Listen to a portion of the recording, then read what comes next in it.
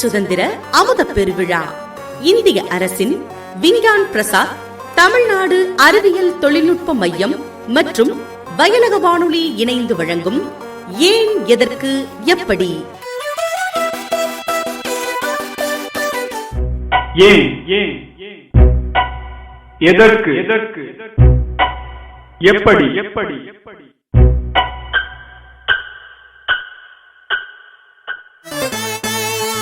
இது ஒரு அறிவியல் சார்ந்த தொடர்.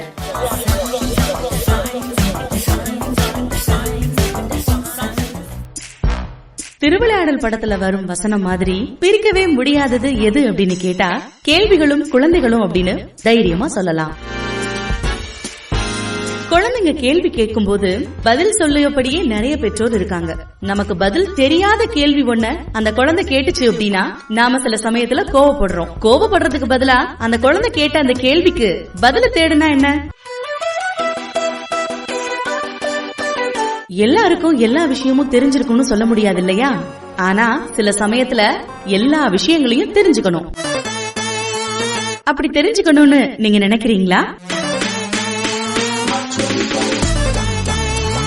நம்ம வயலக வானொலி 90.4 போற போக்குல ஒரு கதை சொல்லிட்டேன் சார். இது அறிவியல் சார்ந்த கதைகள். கேட்டு தெரிந்து கொள்ளுங்கள். மல்லியா, சீக்கிரம் கிளம்புங்க. நீ போய்தான் ட்ரெயின் டிக்கெட்டே எடுக்கணும். என்ன அவ்வளவு லேட் பண்ணிட்டு இருக்கீங்க? இந்த கிளம்பிட்டேங்க. டே ரகு, சீக்கிரமா கிளம்புடா. அங்க உங்க அப்பா கத்திட்டு இருக்காரு. போய் ஆட்டோ கூட்டிட்டு வா. சரிம்மா, கிளம்பிட்டுமா. ஏண்டி சீதா, எவ்வளவு நேரம் தான் அந்த கண்ணாடி முன்னாடியே நிப்ப? சீக்கிரம் கிளம்பு. அம்மா, ஆட்டோ வந்துச்சுமா. லக்கேஜ் எடுத்துட்டு வாங்கம்மா. ஏங்க, இந்த லக்கேஜ் எல்லாம் கையில எடுத்துக்கோங்க. ஏ சீதா, இந்த ஹேண்ட்பேக்கை கையில வச்சுக்கோ. நான் அப்புறம் வாங்கிக்கிறேன் உங்ககிட்ட இருந்து. டேய், நீ போய் பின்னாடி பக்கம் கதை ஓடிட்டோடா. நான் போய் லைட்டு ஃபேன் எல்லாம் ஆஃப் பண்ணிட்டு வரேன். மல்லியா, எல்லாத்தையும் பாத்துக்கிட்டியா? எல்லாம் பாட்டேங்க. கிளம்புங்க. இந்த கேஸ் ஐயோ மூடியாச்சு, நீங்க கிளம்புங்க. இந்த ஃபேனு இதெல்லாம் ஆஃப் பண்ணிட்டியா? ஜன்னல் எல்லாம் மூடிட்டியா? எல்லாம் முடிஞ்சாச்சு. வெளியில கிளம்புறதா வேலை. தம்பி, இன்னும் ஒரு 10 நிமிஷத்துல ஸ்டேஷன் போயிடலாமா? போயிடலாம் சார். அம்மா, ரோட்ல எவ்வளவு வண்டிகள் போயிருக்கு பாத்தீங்களா? ஆமா ஆமா, இந்த காலையில டிராபிக் அப்படித்தான் இருக்கும். எல்லாம் ஸ்கூலுக்கு போவாங்க, வேலைக்கு போவாங்கல்ல, அதனால அப்படித்தான் இருக்கும். ஆட்டோ மாமா, கொஞ்சம் வேகமா போங்க மாமா. முன்னாடி போற வண்டியா கொஞ்சம் ஆறு அடிச்சு விலக சொல்லுங்க மாமா. இல்லை தம்பி, இந்த பகுதியிலாம் நிறைய ஹாஸ்பிட்டல் இருக்குது. நம்ம போடுற நம்மளோட வண்டியோட சத்தம் அவ்வளோ டிஸ்டர்ப் பண்ணும். அதனால் மெதுவாக தான் போக முடியும். அதிகமாக சவுண்டு வந்தால் பாதிப்பு ஏற்படுமாப்பா? ஆமாம், சவுண்டு அதிகமாக இருக்கிறதுனால அந்த ஒரு இரைச்சல் இருக்கும் இல்லையா, அந்த இரைச்சல்னால மன உளைச்சல் ஏற்படும். நோயாளிகளுக்கு ரத்த அழுத்தம் ஏற்படும். இந்த மாதிரி நிறையா பிரச்சனைகள் வரும் சவுண்டுனால. அதனால தான் ஹாஸ்பிட்டல்லாம் பார்த்திங்கன்னா இந்த ஆரன் சிம்பிள் போட்டு கிராஸ் போட்டுப்பாங்க இல்லையா, அந்த இடத்துல ஆரன் அடிக்கக்கூடாது அப்படின்னு சொல்லி. ஆமாப்பா, நான் பார்த்துருக்கேன்ப்பா. ஹாஸ்பிட்டல்லாம் இந்த மாதிரி சிம்பிள் போட்டாங்கப்பா. என்னாச்சு தம்பி? இல்லை சார், சிக்னல் போட்டாங்க. போச்சுரா, நம்ம அவசரம் தெரியாமல் இந்த சிக்னல் வேறு. அதுக்காக ஏன் அங்கிள் ஆட்டோவை ஸ்டாப் பண்ணீங்க? சிக்னலில் வண்டி ஆஃப் பண்ணாமல் இருந்தால் பெட்ரோல் வேஸ்ட் ஆயிடும். அதோட வண்டியிலிருந்து வர புகையெல்லாம் காற்றுல தான் கலக்குது. மேற்கொண்டு பார்த்தா நம்ம சுவாசிக்கிறதுனால இது நமக்கு ரொம்ப கெடுதலை ஏற்படுத்துது. ஏப்பா, அந்த மாமா சொல்ற உண்மையா? ஆமாம் ரகு, வண்டியிலிருந்து வெளிவர அந்த புகை இருக்கு இல்லையா, அது கார்பன் மோனாக்சைடுன்ற நச்சு வாயு. இது நம்மளோட நரம்பு மண்டலத்தை பாதிக்கும், நுரையீரலையெல்லாம் பாதிக்கும். அப்புறம் நம்ம ரத்தத்தில் இருக்கக்கூடிய அந்த ஹீமோகுளோபின் இருக்கு இல்லையா, ஹீமோகுளோபினோட அளவை குறைச்சி நம்மளுக்கு தேவையான ஆக்சிஜன், அந்த பிராணவாயுன்னு சொல்லுவாங்க, அந்த ஆக்சிஜனை கிடைக்காமல் செஞ்சிடும். அதே மாதிரி நுரையீரல்லாம் அதிகமாக பாதிக்கப்பட்டுருச்சுன்னா அதிகமாக மயக்கம் வரும். சில சமயங்கள் அதில் இறப்பு கூட ஏற்படும். ஸ்கூலில் உங்கள் டீச்சர்லாம் சொல்லி கொடுத்துருப்பாங்க இல்லையா. இப்போ நம்ம வாகனங்களில் எரிபொருளாக என்னென்ன பயன்படுத்துகிறோம், டீசல், பெட்ரோல் இதெல்லாம் பயன்படுத்துகிறோம் இல்லையா. இதில் வெளியாகிற அந்த கார்பன் துணுக்குகள், அப்புறம் அந்த கரி புகை இருக்கு இல்லையா, இதெல்லாம் காற்றில் கலந்துச்சுன்னா காற்றும் வெப்பமாகும், அதே நேரம் நம்ம பூமியும் வெப்பமாகுது. இப்போ ஒரு சர்வேல என்ன சொல்கிறாங்கன்னா, இந்தியாவில் மட்டும் இந்த காற்று மாசுபடுறதுனால 15 to 20 மில்லியன் மக்கள் ஆஸ்துமா நோயினால் பாதிக்கப்பட்டிருக்காங்களாம். அதாவது குழந்தைகளில் 10 குழந்தை இருந்துச்சுன்னா ஒரு குழந்தை ஆஸ்துமா நோயால் பாதிக்கப்படுது அப்படின்னு சொல்லியிருக்காங்கப்பா. ஆஸ்துமா வர ஆரம்பிச்சிருச்சுன்னா அது ஒரு பரம்பரை வியாதியாக வர்றதுக்கு வாய்ப்பு இருக்குது. ஏப்பா, காற்று மாசுபட்டா இவ்வளோ பாதிப்பு வருமா? இது மட்டும் இல்லைம்மா, வாகன புகை மாதிரியே தொழிற்சாலையிலிருந்து வர்ற புகையில் கந்தக டை ஆக்சைடு, நைட்ரஸ் ஆக்சைடு இதெல்லாம் காற்றில் கலக்கிறதுனால இந்த பெய்கிற மழை கூட அமிலமழையாக பெய்யுது அப்படின்னு சொல்கிறாங்க. இந்த மாதிரி நச்சு வாயுக்கள்லாம் வந்து காற்றோட கலந்து மேலே போய் படியும்போது இந்த ஓசோன் இருக்கு இல்லையா, ஓசோன் லேயரில் வந்து ஓட்டை விழுந்துடும்.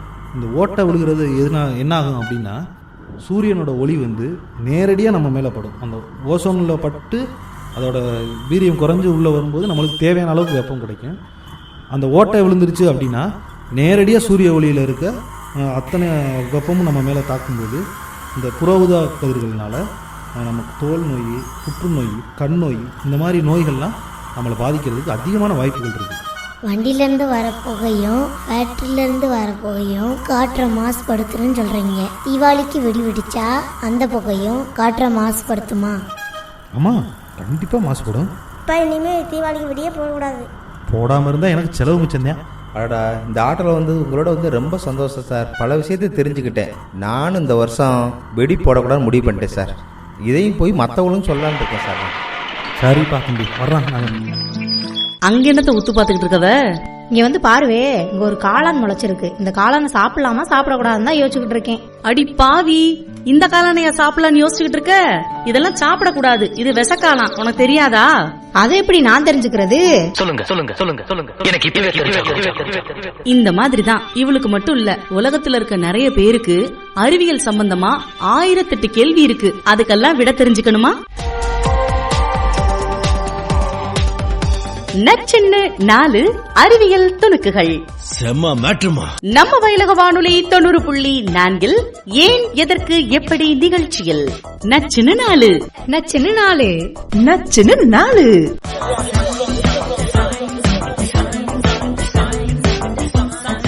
மல்லியா, இங்கே இருங்க, நான் போய் டிக்கெட் எடுத்துகிட்டு வந்துடுறேன். சார் சொல்லுங்கள், எத்தனை டிக்கெட் வேணும்?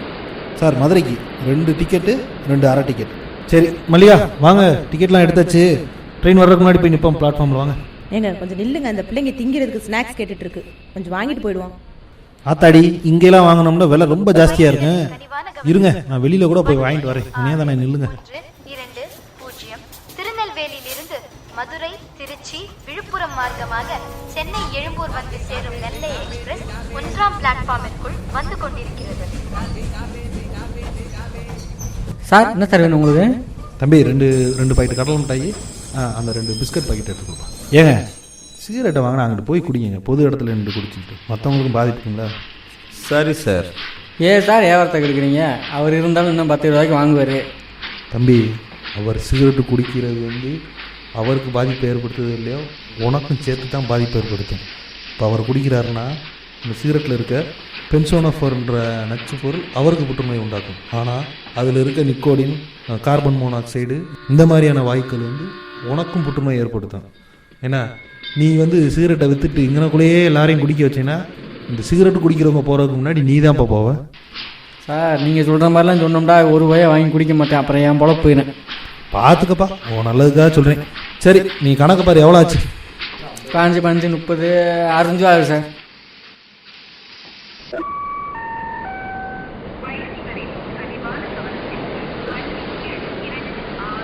ஏய் குட்டி, ட்ரெயின் வருது பாரு, தள்ளி நில்லு, பிளாட்ஃபாரத்தை ஒட்டி நிற்காத, தள்ளி நில்லு. எங்க நம்ம கம்பார்ட்மெண்ட் என்ன? நம்ம கம்பார்ட்மெண்ட்டு S4, இது S1. இப்போ இந்த சைடு பாருங்கள், 2, 3, அந்த கம்பார்ட்மெண்ட் தான். வாங்க போ. ஏ சீதா, அப்பா கையை பிடிச்சிக்கா. ரகு, கையை பிடி, வாங்க போத்துக்க. நானே ஜன்னல் ஓரத்தில் உட்காருவேன். நானே ஜன்னல் ஓரத்தில் உட்காருவேன். ஃபேமிலி போட நான் தான் உட்காருவேன். இருங்கப்பா, இருங்க, இந்த லக்கேஜெலாம் மேலே வச்சுக்கலாம்.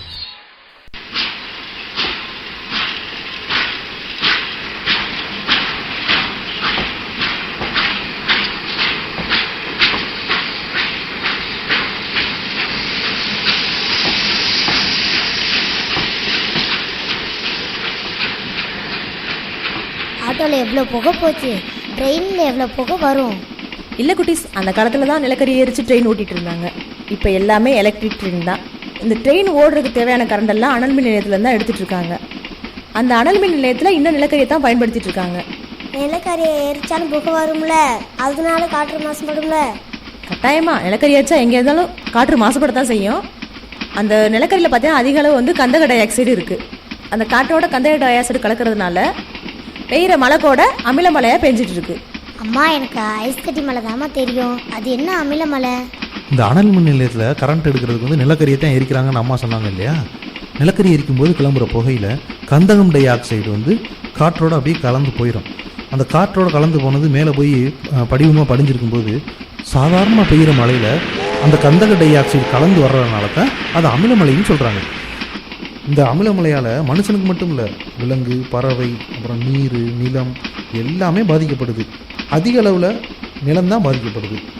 ஏன்னா மண்ணில் வந்து அதிகமாக அமிலத்தன்மை இருந்துச்சுன்னா நம்ம வந்து விவசாயம்லாம் பண்ணவே முடியாது. விவசாயம் செய்ய முடியாதுன்றது போக காடுகளில் இருக்க அந்த மரங்கள் கூட இந்த மழையால் கருகி போயிடும். இப்போ நம்ம சாதாரண கட்டடங்களுக்குள்ளே இருக்க அந்த இரும்பு கம்பிகள் கூட இந்த அமிலமலையால் வந்து பாதிக்கப்படும்.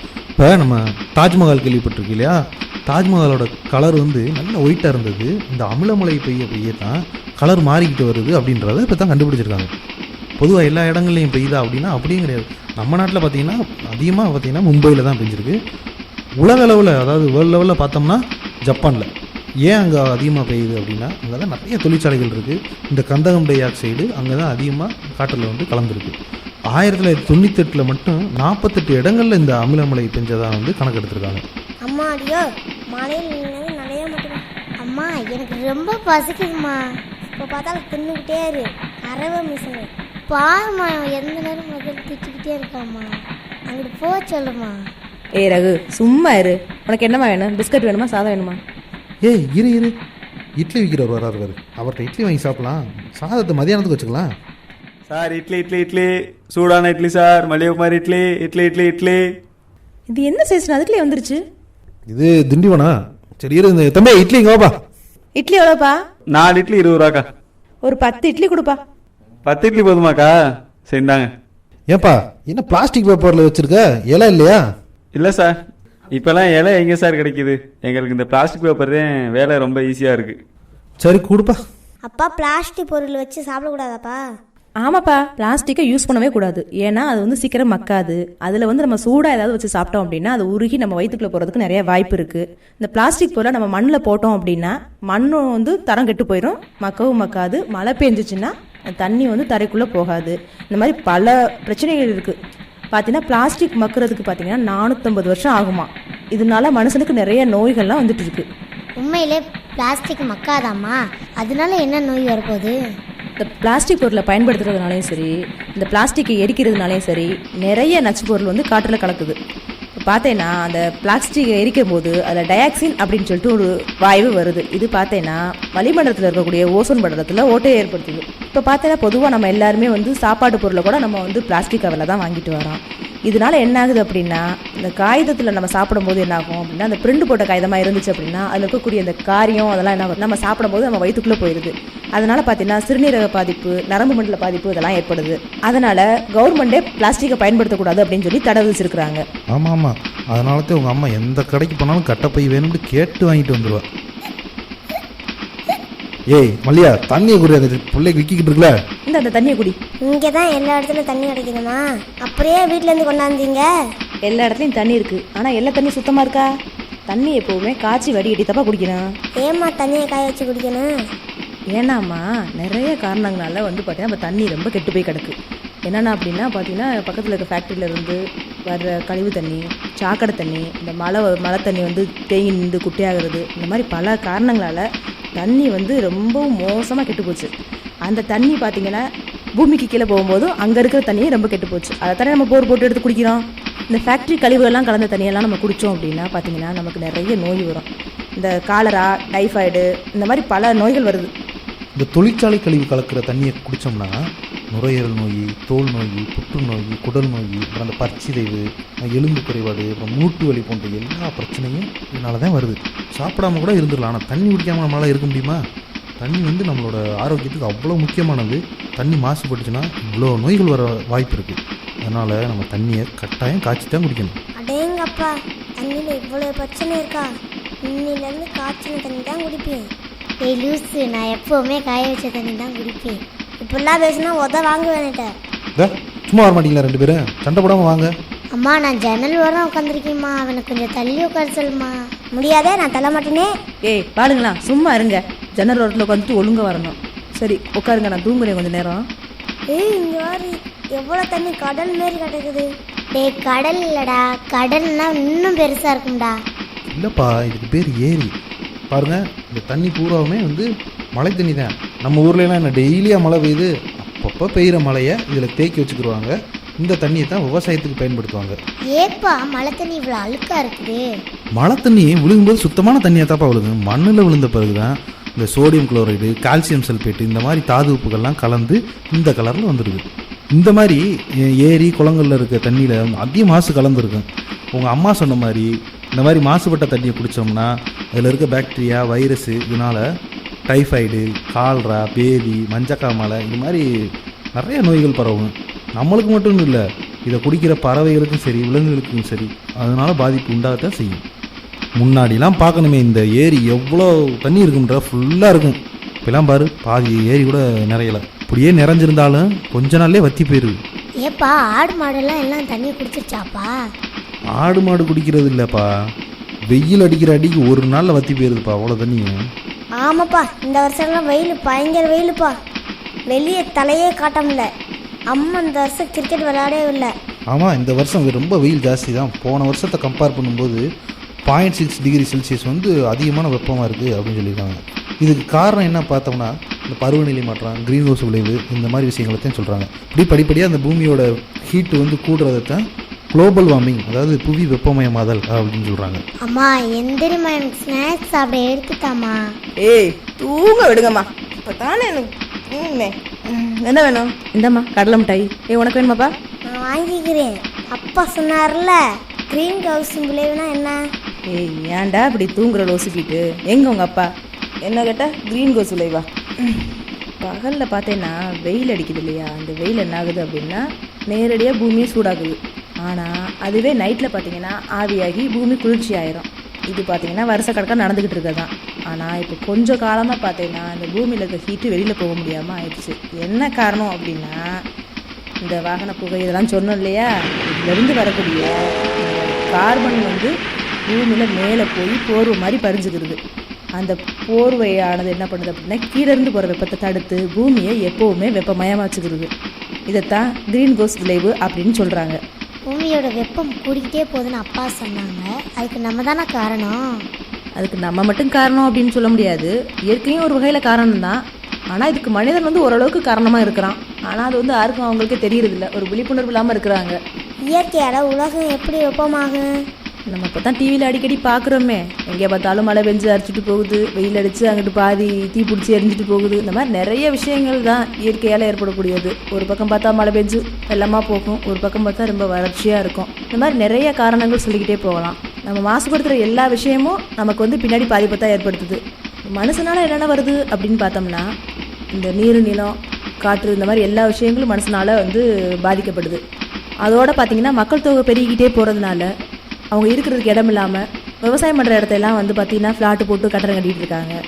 விவசாயத்திலே பார்த்திங்கன்னா அதிக அளவு உரமெல்லாம் பயன்படுத்துகிறாங்க. இந்த ரோடு போடுறோம், இந்த மாதிரி பகுதியில் இருக்கக்கூடிய காடுகள், இந்த மாதிரி இடங்கள்லாம் அழிச்சிக்கிட்டு வராங்க.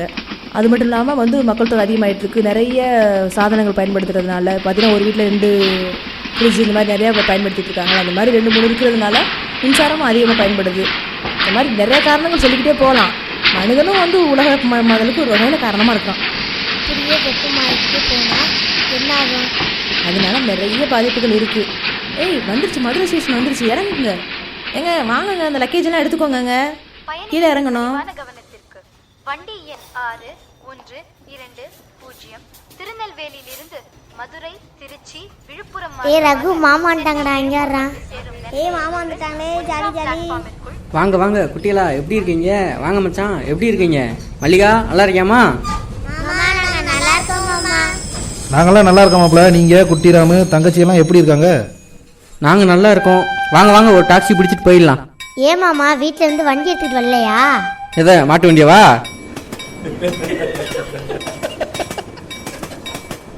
இனி வர்ற காலத்துலலாம் அந்த வண்டி தான்ப்பா சரியாக இருக்கும், எந்த பாதிப்பும் வராது. அதனால சரியா சொன்னீங்க.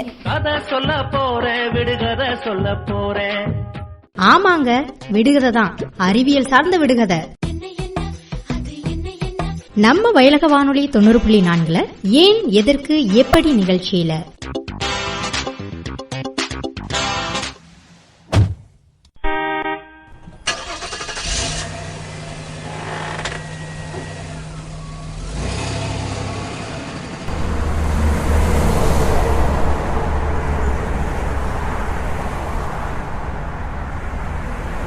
ஏன் மாமா உங்கள் ஊர் காஞ்சு போய் கிடக்குது, முதல் பச்சை பச்சையே இருந்துச்சுல்ல. நீ ஊருக்கு வந்து ரொம்ப நாள் ஆச்சுலம்மா. அப்போல்லாம் நல்லா மழை பெஞ்சுச்சு. இப்போ கொஞ்ச நாளாகவே சரியாகவும் மழையும் கிடையாது. பேஞ்சா மழை ஒரே தான் பெஞ்சு அரிச்சிட்டு போயிடுது. இப்போ அடிக்கிற வெயிலுக்கு கிடந்த தண்ணீரும் வத்தியும் போச்சு. அப்புறம் எங்கே விவசாயம் பண்ணுறது? இந்த மழை பெய்யாமல் இருக்கிறதுக்கு நாம தான் காரணம். என்ன மச்சான் சொல்கிறீங்க? அதுக்கு நம்ம எப்படி காரணமாக முடியும்? மனுஷன் செய்கிற ஒவ்வொரு செயலுமே இயற்கையை பாதிக்கிற மாதிரி தான் இருக்குது. இதனால பாரு, இயற்கை சூழல் மாறுது, பருவநிலை மாற்றம் அடையுது, பூமியோட வெப்பமும் அதிகமாகிக்கிட்டே போகுது. இப்போ உதாரணமாக பாருங்கள், எவ்வளோ புகையை நம்ம ஒரு நாளைக்கு வெளியேற்றுறோம். இதனால் வந்து காற்று வழியாக வந்து மாசு அடையுது. அமிலமழைன்னு கேள்விப்பட்டிருக்கீங்கன்னா? ஆமாம் ஆமாம் ஆமாம். அந்த அமிலமழை பெய்கிறதுக்கு இந்த காற்று மாசுபடுறது தான் காரணம். அப்புறம் நிலமும் மாசுபடுறது நம்மளால தான். நோய்களும் அதிகரிக்குது இதனால். அப்புறம் என்ன, காடுகளை அழிச்சிட்டான், வீடு கட்டுறோம்னு சொல்லிட்டு அழிச்சாச்சு. அப்புறம் மரம் இருந்தால் தானே மழை பெய்யும். இப்போ வந்து பாரு, ஊருக்கு 4 ஃபேக்ட்ரி இருக்குது. இந்த ஃபேக்ட்ரியோட கழிவுலாம் எங்கே போகுது? நீங்கள் எங்கேயாச்சும் நம்ம பக்கத்தில் இருக்கிற அம்மா காடுகளில் தான் கொண்டு போட்டுறோம். இந்த மாதிரி நீர்நிலைகளெல்லாம் போய் இந்த கழிவுகள்லாம் சேரும்போது நிலத்தடி நீரும் சேர்ந்து தான் பாதிக்கப்படுது. இப்போ அந்த தண்ணி போய் அந்த கம்மாயிலெல்லாம் கலக்கிறதுனால அதில் நம்மளும் குளிக்கிறோம், ஆடு மாடை கழுவுறோம். நம்ம நம்மளுக்கும் பாதிப்பு, மாடுகளுக்கும் பாதிப்பு. இந்த தண்ணியில் கலக்கிறதுனால இந்த விவசாயத்துக்கும் அந்த தண்ணியை பயன்படுத்த முடியாமல் போயிடுது. சரி, விவசாயமே பண்ணுறவங்க ஒழுங்காக பண்ணுறோமா? நல்ல ரசாயன உரமாக போட்டு பூச்சி மருந்துலாம் அடித்து பிளாஸ்டிக்குகளையும் போட்டு வயலில் போட்டு மண்ணையும் கெடுத்து வச்சிடறோம். அப்படியே கொஞ்சம் நஞ்சம் அந்த நம்ம விளைச்சலில் வர்ற அந்த உணவுகளை சாப்பிட்டோம்னா அதுலேயே நம்மளுக்கு பாதி நோயை வந்து உருவாக்கி விட்டுருது. ஜனத்தொகை பெருகிட்டே போகும்போது என்ன மச்சான் பண்ணுறது? இருக்கிற இடத்துல கட்டிட்டு போக வேண்டியதானே? ஆமாம், ஜனத்தொகை பெருகினது தான் முதல் காரணம். இதுக்கு மக்கள் தொகை அதிகமாகத்தானே தேவைகளும் அதிகமாகிடுச்சு. இப்போ பாரு, கரண்ட்டு கூட எவ்வளோ தேவைப்படுது. முன்னாடி இவ்வளோ கரண்ட்டாக யூஸ் பண்ணிக்கிட்டு இருந்தான். இப்போ மின்சார தேவை அதிகமாகல என்ன பண்ணுமா, அதை வந்து உற்பத்தி பண்ணுறதுக்கும் அதிகமாக பண்ணிக்கிட்டு இருக்கு. அதிகமாக பாரு, அனல் மின் நிலையத்தில் மின்சார உற்பத்தி ஆகுது நம்ம நாட்டை பொறுத்தவரைக்கும். நிலக்கரியத்தையும் அதிகமாக எரிக்கிறான். இதில் இந்த மின்சாரத்தையும் முறையாக பயன்படுத்துகிறோமா? எல்லா இடத்துலையும் குண்டு பல்பு தான் போட்டு வச்சுருக்கான். அதில் வர்ற வெப்பமே வந்து முக்கால்வாசி அதிகமான வெப்பத்தை உண்டு பண்ணுதுன்னு சொல்கிறாங்க. குண்டு பல்பு இப்படி பாதிப்பு ஏற்படுத்தினா வீட்டில் யூஸ் பண்ணுறோம் பாரு, ஃப்ரிட்ஜு, அதிலிருந்து வந்து குளோரோஃப்ளோரோ கார்பன் சொல்லிட்டு ஒரு வாயு, அது வெளியேறதுனால பாரு ஓசோன் படலத்தில் ஓட்டை விழுதுதான். இதனால் சூரிய ஒளி வந்து நேராக பூமிக்கு வர்றதுனால அந்த புறஊதா கதிர் வந்து நம்ம மேலே படும்போது நம்மளுக்கு வந்து புற்றுநோய் மாதிரி, அதாவது தோல் புற்றுநோய் மாதிரி வியாதிகளை உண்டு பண்ணுது. என்ன மச்சான் இவ்வளோ கதை சொல்கிறீங்க? இதில் இவ்வளோ பாதிப்பு இருக்கா? அது மட்டும் இல்லாமப்பல, இப்போ உலகமே பரபரப்பாக பேசிக்கிட்டு இருக்க ஒரு விஷயம் என்ன தெரியுமா? இந்த உலகம் வெப்பமயமாதல் அப்படின்னு சொல்கிறாங்க. இந்த மாதிரி நம்ம பண்ணுற ஒவ்வொரு விஷயமும் இந்த உலகம் வெப்பமயமாகிறதுக்கு ஒரு காரணமாக இருக்கும். அப்படியே வெப்பமாகிக்கிட்டே இருந்தால் என்ன ஆகுங்கப்பா? இப்போ கார்பன் அதிகமாக வெளியேறதை கட்டுப்படுத்தலைன்னு வச்சுக்க, பூமியோட சராசரி வெப்பநிலை வந்து 3 டிகிரி செல்சியஸ் வெப்பநிலை வந்து கூடும்ன்றது வந்து விஞ்ஞானிகளோட கருத்து. உலகம் முழுக்க என்ன நடக்கும் அப்படின்றத விட நம்ம இந்தியாவில் என்ன நடக்கும் இந்த மாதிரி விஷயங்கள் செஞ்சுக்கிட்டே இருந்தோம்னா அப்படின்றத சில பேர் கணிச்சிருக்காங்க. அவங்க என்ன சொல்கிறாங்க அப்படின்னா, இந்தியாவில் மட்டும் ஆண்டுக்கு வந்து 1 சென்டிமீட்டர் வந்து அது கடல் மட்டத்தோட அளவு வந்து 1 சென்டிமீட்டர் வந்து கூடிக்கிட்டே போதும் ஒவ்வொரு வருஷம். இப்போ பனிப்பாறைகள் வந்து வெப்பத்தில் உருகிக்கிட்டு வருது அப்படின்றதெல்லாம் நீ கேள்விப்பட்டிருக்க இல்லையா? இப்படி உருகிட்டு வந்துக்கிட்டே இருந்துச்சுன்னா தொடர்ந்து ஒரு சென்டிமீட்டராக கூடி 1 மீட்டர் ஹைட்டுக்கு வந்து அந்த கடல் மட்டம் கூடிருச்சுன்னா இந்தியாவோட கடற்பகுதியில் 1700 சதுர கிலோமீட்டர் வந்து கடலுக்குள்ளே மூழ்கிறதுக்கு வாய்ப்பு இருக்கா. மேற்கு வங்காளத்தில் சுந்தரவன காடுகள் இருக்கு இல்லையா, அதில் வந்து கடல் மட்டம் உயர்ந்ததுனால ஒரு தீவே சுத்தமாக மூழ்கி உள்ளே போயிருச்சான். அதில் வந்து கிட்டத்தட்ட 6000 குடும்பங்கள் வந்து சுத்தமாக அதோட வாழ்க்கையை இழந்துட்டு இருக்காங்க. 40 லட்சம் மக்கள் பாதிக்கப்பட்டிருக்காங்கன்னு சொல்கிறாங்க. கடல் மட்டம் அதிகமாக உயர்ந்துக்கிட்டு வர்றதில்ல. நம்ம தமிழ்நாட்டை பொறுத்தளவுக்கு நாகப்பட்டினமும் சென்னையும் கடல் மட்டம் உயர்ந்துக்கிட்டு வர்ற லிஸ்ட்டில் இருக்குது. இன்னும் ஒரு 30-40 வருஷத்தில், அதாவது 2050 அந்த நகரங்களே இல்லாமல் போகக்கூட வாய்ப்பு இருக்குது அப்படின்னு சொல்கிறாங்க. இப்போ பார்த்தியா, நீயே கூட சொன்ன இல்லையா, மழை இல்லை அதனால தான் நம்ம ஏரியாவில் விவசாயம் இல்லை அப்படின்னு சொல்லி. என்ன அந்த மாதிரி இன்னும் பாரு 65% வரைக்கும் கூட விவசாயம் செய்ய முடியாத அளவுக்கு போயிருமா. அப்புறம் என்ன சொல்கிறாங்க அப்படின்னா, ஒரு அரை டிகிரி செல்சியஸ் வெப்பநிலை உயர்ந்துச்சுன்னா 17%இருந்து 30% வரைக்கும் அரிசி, கோதுமை இந்த மாதிரி தானியங்களோட விளைச்சல் வந்து பாதிக்கப்படும்னு சொல்கிறாங்க. அதே இது 1 டிகிரி செல்சியஸ் வெப்பநிலை கூடுச்சுன்னா 40-50 லட்சம் டன் அளவில் கோதுமை, அரிசி இந்த மாதிரி இதோட விளைச்சல் வந்து பாதிக்கப்படும் அப்படின்னு சொல்லி கணிச்சிருக்காங்க. ஐயோ என்ன மச்சான் சொல்கிறீங்க? இவ்வளோ பாதிப்பு இருக்கா? நீங்கள் சொல்கிறத பார்த்தா வர சாப்பாட்டுக்கு வழி இல்லாமல் போகும் போலையே. இன்னும் நான் முடிக்கலாமாப்பில், இந்தியாவில் இருக்க காடுகளில் பாதி காடு வந்து இந்த புவி வெப்பமயமாகிறதுனால தான் பாதிக்கப்படும் அப்படின்னு சொல்கிறாங்க. 2035 வருஷத்துக்குள்ளே இமயமலையில் இருக்க அந்த பனிச்சிகரங்கள் ஃபுல்லாக உருகிரும் அப்படின்னு சொல்கிறாங்க. இந்தியாவோட தானிய உற்பத்தியில் மொத்த உற்பத்தியில் 27% வந்து குறைஞ்சு போகிறதுக்கும் வாய்ப்பு இருக்கான். இன்றைக்கி பூரா இந்த டாபிக் தான் ஓடிக்கிட்டு இருக்கு. ரயிலில் கூட இதை பற்றி தான் நாங்கள் பேசிட்டு வந்தோம். விவசாயம் பாதிக்குது, அது பாதிக்குது, இது பாதிக்குதுன்னு சொன்னாங்க. அது மட்டுமா பாதிக்குது, மனுஷனுக்கு தான் நிறைய பாதிப்பு வருது. இப்போ எடுத்துக்கோங்க, இந்த சிக்கன் குனியா, டெங்கு, அது இதுன்னு நிறைய சொன்னாங்க. என்ன காரணம்? பருவநிலை மாற்றம் அடைகிறதுனால தேவையில்லாத நேரத்தில் மழை பெய்யுது, கொசு அதிகமாக வருது, அதனால இந்த மாதிரி நோயெல்லாம் மாறிக்கிட்டே வருது. இது வரைக்கும் சொல்லப்பட்டதில் பார்த்தீங்கன்னா 1998 தான் அதிக வெப்பமயமான ஆண்டு அப்படின்னு சொல்கிறாங்க. அதுக்கப்புறமா பார்த்தீங்கன்னா 2009 தான் வந்துட்டு அதிக வெப்பமயமான ஆண்டு அப்படின்னு சொல்லியிருக்காங்க. இது சரி பண்ண வேறு வழியே இல்லையா? இதுக்குன்னு பார்த்தா பல தடுப்பு வழியெல்லாம் சொல்லிக்கிட்டு தான் இருக்கிறாங்க. என்னென்ன சொல்கிறாங்க அப்படின்னா பார்த்தீங்கன்னா இந்த நிலக்கரி, பெட்ரோல் இந்த மாதிரி வந்து திருப்பி கிடைக்காத அந்த எரிபொருட்கள் எல்லாம் வந்து பயன்படுத்துக்கிறத குறைச்சிக்கிட்டு சூரிய ஒளியிலேருந்து எடுக்கக்கூடிய மின்சாரம், அது மாதிரி காற்றுலேருந்து எடுக்கக்கூடிய மின்சாரம், இந்த மாதிரி விஷயங்களை பயன்படுத்தணும் அப்படின்னு சொல்கிறாங்க. அதுக்கப்புறமா பார்த்திங்கன்னா மரங்களை வந்து வெட்டுறதை தவிர்க்கணும் அப்படின்னு சொல்கிறாங்க. நிறைய இடங்களில் மரங்களை வச்சு வளர்க்கணும் அப்படின்னு சொல்கிறாங்க. அது மட்டும் இல்லாமல் இந்த பிளாஸ்டிக் பொருட்களோட பயன்பாடுகள்லாம் தவிர்க்கணும் அப்படின்னு சொல்கிறாங்க. அதுபோல் இந்த விவசாயத்துக்கு பயன்படுத்துகிற ரசாயன உரங்கள், பூச்சிக்கொல்லி இந்த மாதிரி இதெல்லாம் வந்து தவிர்க்கணும். அப்புறம் மின்சாரத்தை வந்து சிக்கனமாக பயன்படுத்தணும். தண்ணீரையும் பார்த்திங்கன்னா சிக்கனமாக பயன்படுத்தணும். நிறைய ஏரி குளங்கள்லாம் வெட்டிய தூர்வாரி பாதுகாக்கணும். நம்ம சுற்றுச்சூழலை எந்த அளவுக்கு பாதுகாக்கிறோமோ அந்த அளவுக்கு வந்துட்டு நம்ம நல்லா வாழலாம். கவர்மெண்ட்டு இந்த மாதிரி சொல்லியிருக்காங்க எல்லா விஷயமும். எத்தனை பேர் அதில் கடைபிடிக்கிறோம்? இப்போ பார்த்தீங்கன்னா 1986 நவம்பர் 19 கூட ஒரு சுற்றுச்சூழல் பாதுகாப்பு சட்டம் அப்படின்னு ஒன்று அறிமுகப்படுத்தியிருக்காங்க. அதில் பார்த்தீங்கன்னா 6 விதிகள் சொல்லியிருக்காங்க. அந்த 6 விதிகள் என்ன அப்படின்னா, இப்போ மல்லியா சொன்னது தான். இந்த மாதிரி பிளாஸ்டிக்கை பயன்படுத்தக்கூடாது, மரங்களை வெட்டக்கூடாது, அந்த மாதிரி விஷயங்கள் தான் சொல்லியிருக்காங்க. இதில் இவ்வளோ விஷயம் இருக்கா? இது தெரியாமத்தே மழை பெய்யலன்னு எங்கள் ஊரில் கழுதைக்கு கல்யாணம் கிளம்பியிருக்காங்க. உங்களுக்கு தெரிஞ்சது மட்டும் பத்தாது மாப்பிள்ள, நீங்கள் பார்க்குற ஆளுகிட்டையும் சொல்லுங்கள். நம்ம ஊர்களில் இந்த மாதிரி பிளாஸ்டிக் இதுகள்லாம் போட வேணாம், மரங்களெல்லாம் ரொம்ப வெட்ட வேணாம், முடிஞ்ச வரைக்கும் மரங்களை வளர்க்குறதுக்கு முயற்சி பண்ண சொல்லுங்கள். கரண்ட்டை வந்து கொஞ்சம் கம்மியாக செலவழிக்க சொல்லுங்கள். ரொம்ப முக்கியமான விஷயம் பார்த்திங்கன்னா, இந்த ரசாயன உரத்தை குறைச்சிட்டு இயற்கை விவசாயம் பண்ண சொல்லுங்கள். உங்களுக்கு தெரிஞ்சது மட்டும் பத்தாது மாப்பிள்ள, ஊரில் இருக்க எல்லாருக்கும் தெரியணும். நம்ம ஊரில் இருக்கவங்ககிட்டலாம் சொல்லுங்கள் முடிஞ்ச வரைக்கும். இந்த மாதிரி விஷயங்கள்லாம் செய்ய வேணாம், இந்த மாதிரி புவி வெப்பமயமாக வருது, பருவநிலை மாற்றம் அடைகிறத பற்றிலாம் சொல்லுங்கள். முடிஞ்ச வரைக்கும் விழிப்புணர்வு ஏற்படுத்துங்க. சரிங்க மாமா, கண்டிப்பாக இதை பற்றி எல்லாத்தையும் சொல்லுவோம். சரியா சொன்னீங்க மாமா. நாங்களும் ஃப்ரெண்ட்ஸ் கிட்ட போய் சொல்லுவோம் மாமா. ஐ மாமா வீடு வந்துருச்சு.